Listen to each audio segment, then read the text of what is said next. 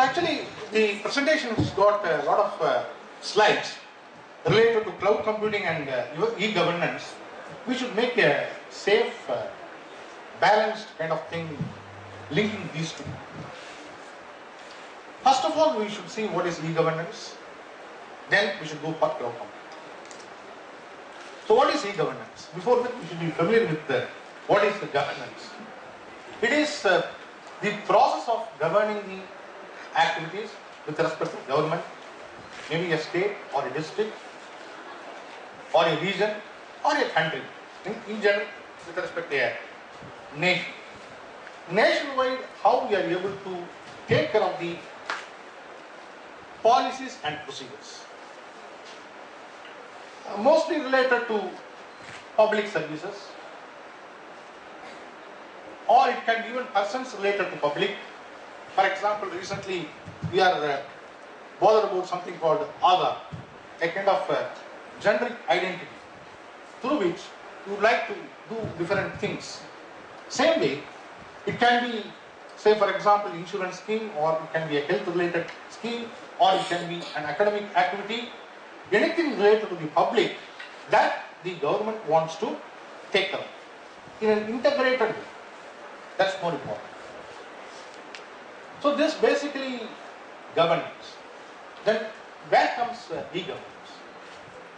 So whenever it is governance, we should go for taking care of the records, details stored in ledgers, lot of books in different forms, different storages. These things have to be electronically handled. And any kind of communication that it has to be done through some media or to the public, they should be done through electronic appliances.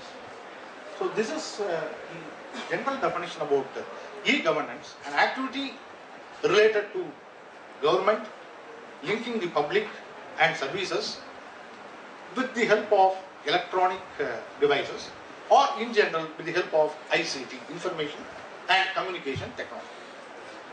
So already these things are available in different forms. Now the move is towards from e-governance, we would like to go for C governance, a cloud computing based governance.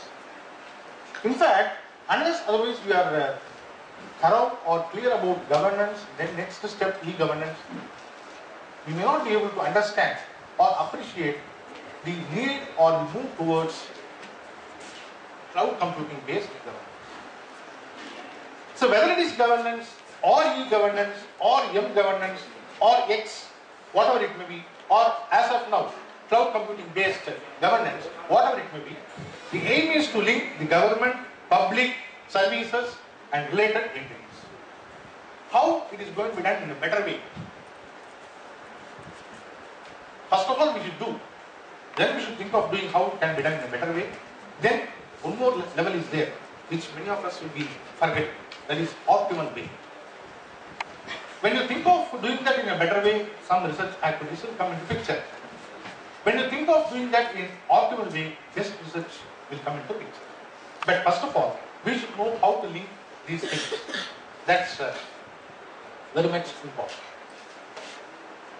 So you move from normal ICT based governance to cloud computing based governance. So in that case, we should be thorough with what is cloud computing. Before we go to cloud computing, there are so many things to be known. Why the move for cloud computing is talked at length and breadth. Maybe it is because of some big person has told that, because this very much it should be carefully understood. Some technologies will not be made popular if it is not properly branded or if it is not properly projected. You understand what I am saying? There are some 100 technologies in the engineering field, technology field, which are still struggling its or their place because they are not branded. So I would have invented something, a better cosmetic product like a soap, or it can be a toothpaste or anything else. But if it is not branded, it's very difficult to get attraction. I should need the brand like Tata or somebody else, or in the ad some actor should come. He has to introduce. Then only the product will get a kind of fame, or it will be noticed. This is also a kind of governance. How to make a product, making the product reachable to the society. This biggest activity. Reachability is one of the biggest challenges of anything. How to make something reachable? It is not an easy one.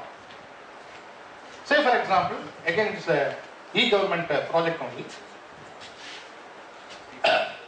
Some of you might have heard.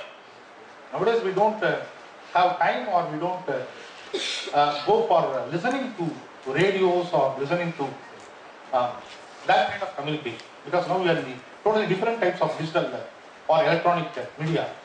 Listening to radio is still there in some places, especially in villages, and especially there are lot of programs that are not unheard, that are not heard at all. They are being ignored, unheard, not given importance. Maybe important news may come. It may be regarding health, or it may be regarding education, and especially one such thing is regarding agriculture, farming. The methodology for doing some innovative things in the farming, or necessary steps to be taken care in the fields or in the environment. So there will be some part, for example in the radio, Vayalam Valvam, or in the TV, or Ulavar Ulagam. So these kind of things, many of us are not knowing. In fact, one generation does not know that these kind of things still exist. In that category, one interesting thing is that they made a statistics how much time this Ulavar Ulagam or these kind of things are really heard. In fact, one thing is by getting feedback from the listeners. With respect to the feedback, you can say that, okay, this program is being attended. But even if the feedback is not got, such situations are there.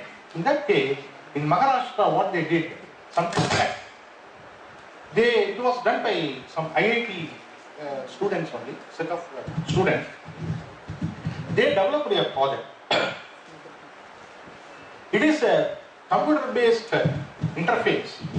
Whatever news already given by, say for example, yesterday that news would have come in the radio regarding agriculture or farming or whatever it may be. That they have stored in the system. And now, whenever the farmer goes, he wants to listen, there will be a menu. In that menu, you can see some list of actors like Amitabh, Shah Rukh Khan, or etc. etc. I am talking about Maharashtra. So they will choose that particular character, and once that character is chosen, again there will be another submenu, which famous movie of that particular star, that what is it, body style or the different kind of portrayal, everything will be animated, and in his or her voice the news will be given. So that way they have made the reachability 73% when compared to the earlier levels. So this coming under how a product or how something reachable. See how they have done this. This also coming under a kind of project called e-governance project only. So with respect to media or some kind of ICT, we can think of making something interesting or making something reachable, useful for the society. From simple ICT, that is using just computer or simple communication facilities, how we can go to the next level called cloud computing. So in that case, we should be first be very familiar with what are the transitions that have taken place from normal level to cloud computing. As already mentioned, we should start with normal networking, then distributed computing, then mobile, then we should go for cluster, then utility, grid computing, then comes cloud computing. The surprise or the strange thing in most of the situations is that we talk about some technologies just like that without, it is like asking me to do a kind of multiplication of a 4-digit number into or with some 7-digit number. First of all, I don't know what is 1 plus 1 or 1 plus 2. Then I should go for multiplication, then 2 digits. But now it is actually m digit into n digits. Same way, not only cloud computing, but so many technologies are just like that used. And sometimes we are even masked, we are even protected, not knowing, that is, we are unable to know the earlier things what happened. In fact, we should think of a lot of awareness programs or workshops on such things to take place at a greater level. In fact, one such thing is what we are having these 2 days. So in this category, directly I will come to cloud computing, then we can go for the slides. Whatever I am telling is only a kind of gist that's going to be seen after some time. In distributed computing, the thing is that whenever I ask a query, the answer may be available here or somewhere else. It is distributed. Somebody else is going to give the answer or respond to the request. That will come to the client. I am the client, and the person who is going to respond may be placed anywhere. Somebody is going to give the answer. So this is the concept of distributed computing over the centralized computing, where query will go to a particular place. From that particular place only you can get the answer. The reverse, query will go to some place. You don't know who is going to answer, because the answer is available in different places. So this is the base thing to be understood at a greater level, that is distributed computing. And in this context, I would like to highlight that universities as well as industries